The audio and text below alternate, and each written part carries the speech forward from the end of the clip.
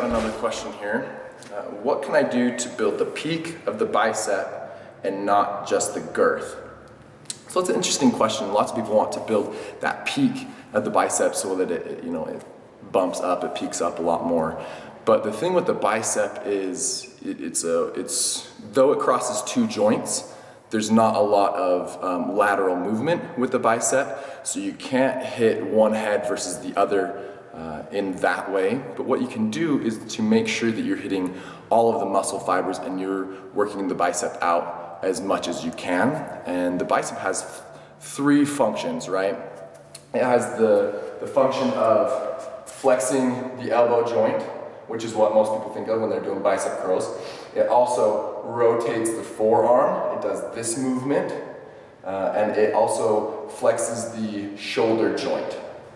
So to make sure that you're hitting all aspects of the bicep, what you can do is get a dumbbell and start in a hammer position, palms kind of towards your body. And as you curl up, rotate the wrist as much as possible and concentrate on that squeeze. So you've hit two of the functions of the bicep, and then the third would be to get a slight shoulder flex. Now you want to be careful with this though, because lots of people's front delts are overdeveloped because we do a lot of pressing in life. You know, we want that big chest, we press for days.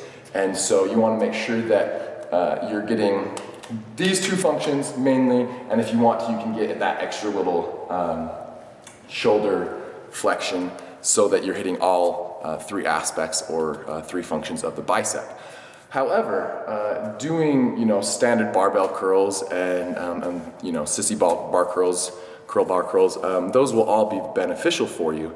Just make sure that at least once in your workout you're getting that really contracted shoulder movement, bicep work, and rotating the wrist to get that contraction. What I really like to do is to do it on a preacher setup, or you can even do it on an incline bench, just so that you're not swaying into it. But that's not to say that some cheat reps towards the end of your set is a bad thing.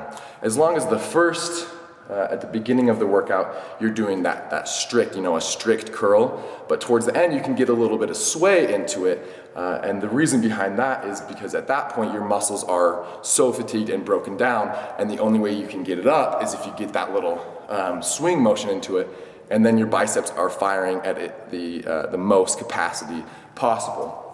So it's always good to do a couple cheat reps at the end of your set, as long as you've already hit those hard contractions. So that's it. Try to hit all three aspects and functions of the bicep to get the most optimal muscle growth, and then make sure that your nutrition is such that you're not carrying as much fat, because that's one place that fat is stored, is in the biceps. So though your biceps may look big and full, if you were to cut out some of the fat or starchy carbs in your diet, that it might tone down and you can see the peak a little bit more. So three functions of the bicep, as well as nutrition, so that your peak stands out in the full arm.